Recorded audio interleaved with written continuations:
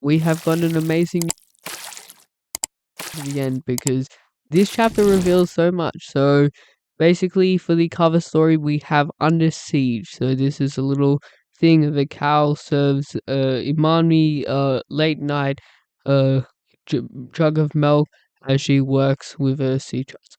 This is a pretty nice thing. So basically, we start with East Blue.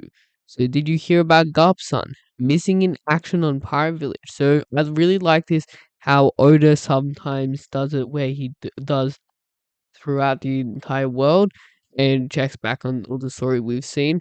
So, we get to hear about the most powerful character in the entire series, Whoop Slap, obviously. And so that's really interesting with the bartender, and she's crying, obviously concerned about Garp. So now we cut to East Blue. So we get basically there's this massive tsunami tidal wave that is coming and is being felt all around the world. So the east, sorry, the south, west, east, and north blue. So we've got a thing of Laboon, the guy from Water 7, Hina, and I don't know who that is. Basically, what happened when Emu destroyed Lulusia, there was this massive hole in the thing, kind of like, in the Sky Island. And basically, what happened is all the water got displaced because of that. And since it's such a massive area, this does cause a lot of, and wreaks a lot of havoc. Okay? So many of the world's shores is basically the weather and the land stuff is changing, and there's this massive tidal thing that's maybe even going to destroy the entire village, and Whipslap's looking concerned. So finally, we jump back to Egghead Island. It has been so long since we've been with the protagonist Monkey D. Luffy, which is pretty good. Um, and so the first compromise, basically, the robots are shooting back at the Marines, and so the guy, I forgot what his name was, is having communication with Admiral Kizaru. So we have 9 Navy admirals. This is getting up to like Marineford stage because that's nearly as much how many admirals they had in Marineford. So we've got a bunch of new people. I think I only recognize one of these people, but they're pretty cool.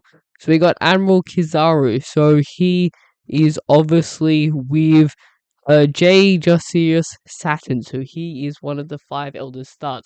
We're gonna see some awesome powers this chapter. Hopefully maybe even fighting Luffy, Gear 5th Luffy. That'll be really interesting to see if he can actually fight. And he has the God of Science. Uh, no, sorry, Warrior God of Defense Science. So that's interesting. And so basically, he's telling, don't let anyone know of my location. And so they're basically just trying to map out where all of the different straw hats are so they can know where everyone is, and they're trying to still take it over. And they're talking about Jewelry Bonnie, which is interesting. They're saying that she's no longer a threat because she's still a little kid as the child of Kuma. Still wondering what's happening with Jewelry Bonnie. That's going to be interesting. So basically, the 5 Elder Stars get a ring from what's her name? York. Yeah.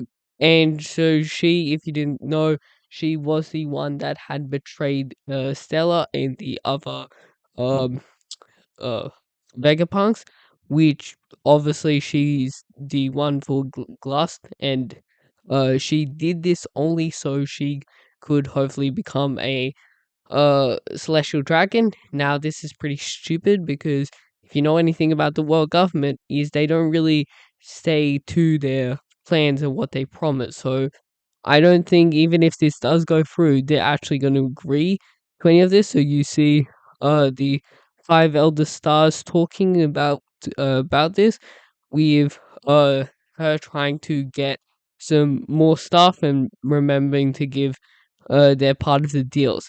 So now we get this really cool thing. So basically, she's saying, remember, don't lay a finger on the laboratory. And one more thing, save me. Sure, how Luffy is gonna kill me. So that's really funny. So basically, Luffy has already saved Stella and knocked down York and is in the process of trying to save Stella and all the Vegapunks. So we got this really cool chapter with all of these different people. So we got Sanji in the back with Lucci, we got Bonnie, we got Chopper, um, everyone's pretty much saved, and this looks really nice.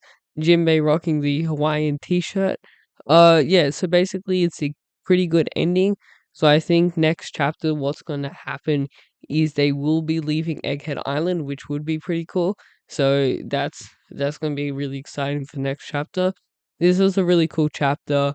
I really liked it how Oda did the kind of like I wanna live face with like all the tears and everything coming down.